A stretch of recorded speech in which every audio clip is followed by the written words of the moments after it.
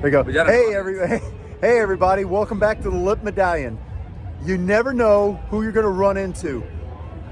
I'm out here slumming, and I just come across these guys. I don't know. I don't know, but if you don't recognize the guy to the right, he's kind of famous in my opinion, and I think it's okay. David Morgan II, he played tight end for us. He played tight end in the NFL, and now he's back, UTSA, come back for homecoming, and he's just going to tell us a little bit about what he's doing now, post-NFL, post-runner life. And David, just what you doing now, my man? Yeah, so Minnesota was cold, so glad to be back in Texas. Obviously the warmth. It's actually nice. It's probably 70 degrees out today, so it's feeling better. But been back in Texas for about a year now. Been awesome.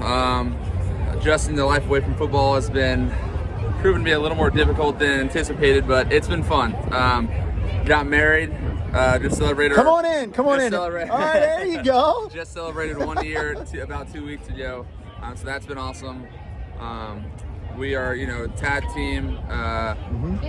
We have business owners running stuff together. So me and my wife and my father-in-law operate about a little under 1,000 units right now, RV park stuff. Okay, so excellent. 7 parks, Central Texas, Southeast coastal area. So I know somebody in the RV business. Okay, you do, yeah. Well, anywhere you need to go, I got you. I can cover you. So part of this is about networking. Look at this. There you go. Hey, you need a spot, I got you. Yeah. I'm gonna buy an RV. No lie. Soon enough, but soon. Don't put it down. Don't put it over. Absolutely. We'll take care of you. So, leaving UTSA, going to the NFL, what was the big change you had to make? Man, it just everyone, in college where it's like it's like, oh, this is the guy that we want to stay away from. This is the guy that we want to run at. This is the guy that's not very good. In the NFL, everyone is the best player you ever played against. So, I played guys at Oklahoma State, Emmanuel Ogbah, who was an incredible guy, and everywhere on the field are the Emmanuel Ogbahs. The guys that are playing D-line, Scooby Wrights, players that are just NFL caliber, but they're across the board. So there's no weak links on the defense, and so. Really just being, a master of your trade, of your skill set, and just the small things, man. It truly is. Okay. It's everyone. I always say everyone can run, jump, do everything, athletically wise. It's amazing. It comes down to a lot of the stuff. You see a lot of guys that don't make it. It's not because of their athletic ability, but playbook. It's a different game at that level. There's a lot going on, and so just learning playbook, understanding defenses as a whole. Just really understanding the game of football itself more. Okay, so last time we ran into Jarvian earlier.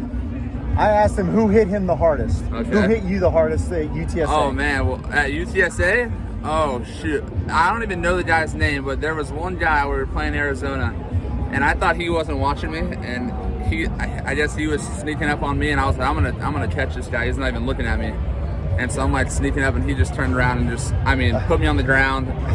Couldn't breathe. I was laying on the ground. He was a little guy too. He was small, like a little safety guy, and came up and just caught you in the solar plexus, and you weren't expecting it. My bell, yeah. And I was like, and he was like good sport. Like, I'm on the ground like crying practically, and he like helps me up, and I was like, appreciate it, brother. Like, thank you. Go back to the huddle. But at UTSA, that was probably the hardest we got hit, and then NFL. Every play I was, it was a hard hit. It didn't matter at that point. Yeah. So there was one play. It was down on my end of the field. Mm-hmm. You held the guy up, trying to go. Did you purposely think that you got to keep him centered on your back so you could carry him? I don't know. Or did you just I think I just wanted to flex for everyone. I really don't know. It was one of those things where I jumped. We both jumped up. I remember the play, Kansas State, whatever. Yeah. Caught the ball, and I just remember I came down. And I just felt him, and I don't know. I just felt like if he didn't touch the ground and I could just keep him on my back, he couldn't drag me down. Right. And so I just felt like if I kept him on my back and he couldn't touch the floor and try and slow me down, So I just leaned forward and just took off. That was one of the coolest things. I had front row seats. Awesome. I'm telling you, it was awesome because nobody was on that side of the field. Yeah. It was kind of like the play was away from you, and you're a tight end, which is kind of funny. So it's kind of like everything was over there, but yet here you were, and it was basically you and him. It was really cool. Yeah. So I don't want to take much more of your time. No worries. What did you carry over from student athlete life to the NFL? Student athlete life, like I said, I was just being a student of the game, like I said, like that's where like the difference is made. Like I said, everyone in the NFL was big, strong, tall. I mean, probably more athletic than me. I mean, I'm not the most athletic guy ever, but where I made the difference was like I did the small things right. I paid attention to the details. I cared a lot. I mean, I played my butt off, and like I think my heart, my passion, my energy showed it when I played. But I was accountable. I mean, at the end of the day, it's like they knew that wherever I went, they lined me up. I was going to do the right thing. And whether it wasn't maybe not as good as some other people, they knew that every time I was going to do the right thing at least and try hard. And so I think just putting forth my best foot forward, 100% effort, and just trying hard, and just competing. Yeah. So now we're standing side by side. He is a former NFL tight end.